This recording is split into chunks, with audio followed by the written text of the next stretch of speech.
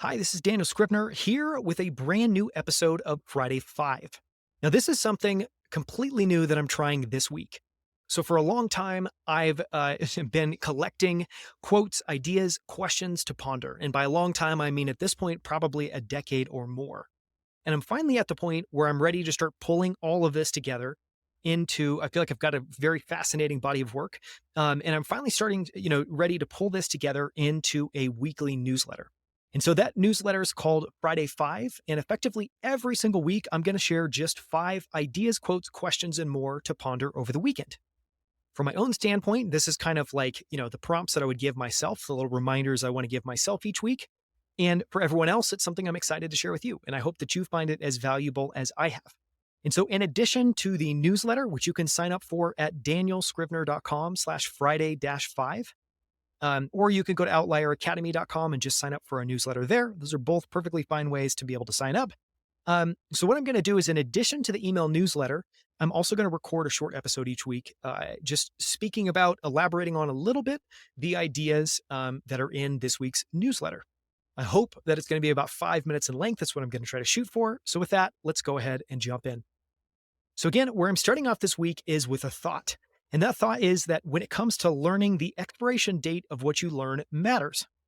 You want to learn what's going to stay relevant 50 years from now, not what's going to expire in a month.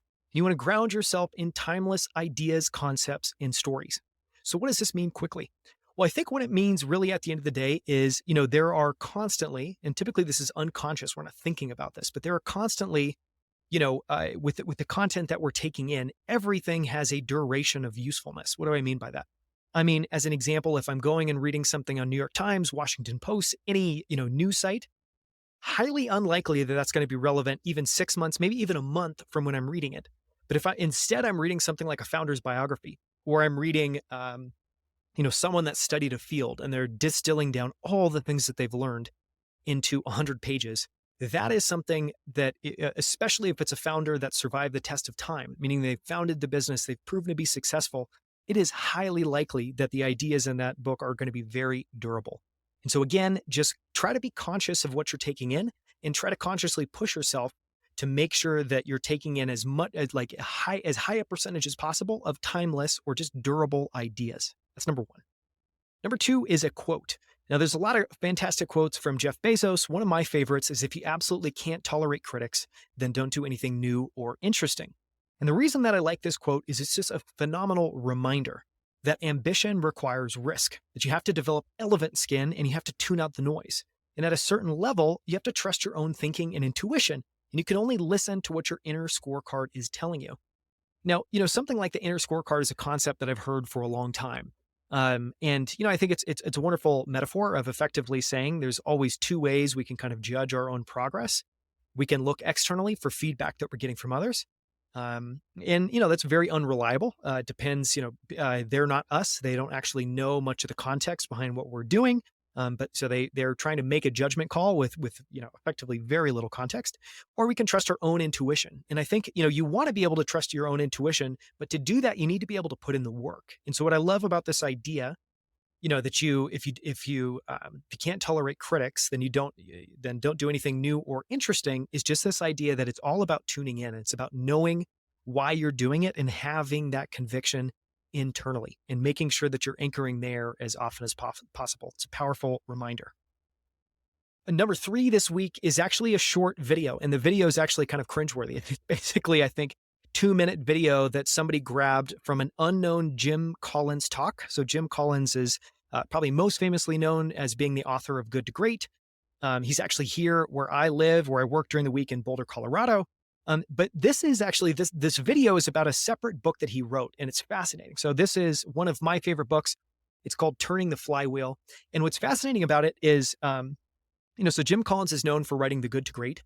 This book is an addendum, and meaning, you don't get it with the book, you have to order it separately.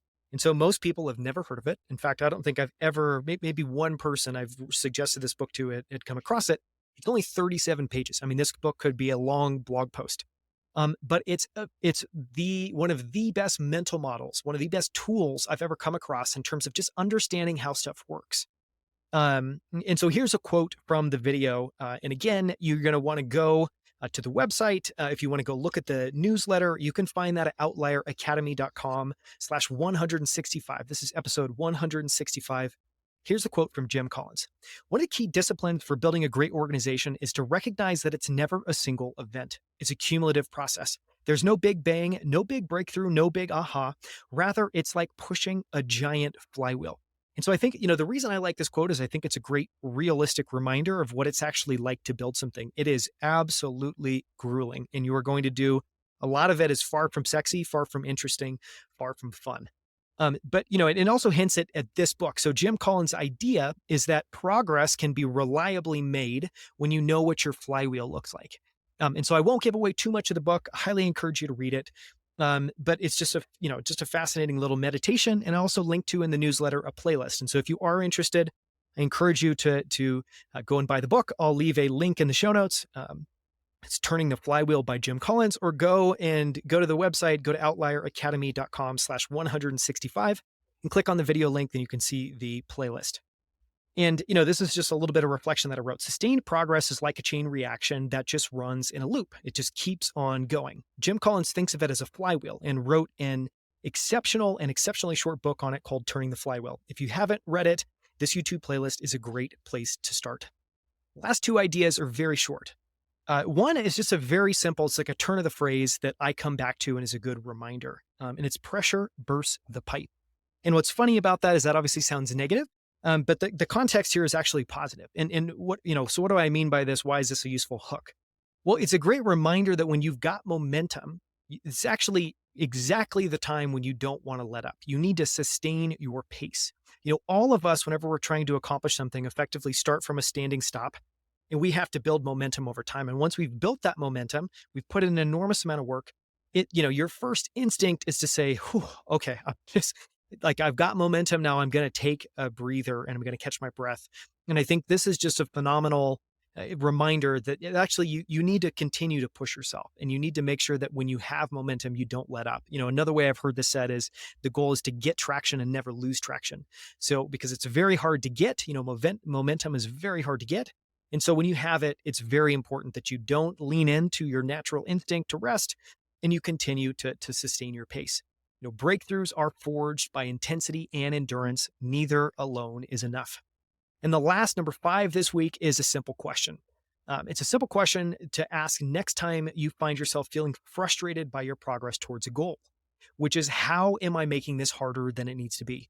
And that may sound like the world's most stupid question, but I often find that this is a good gut check for myself.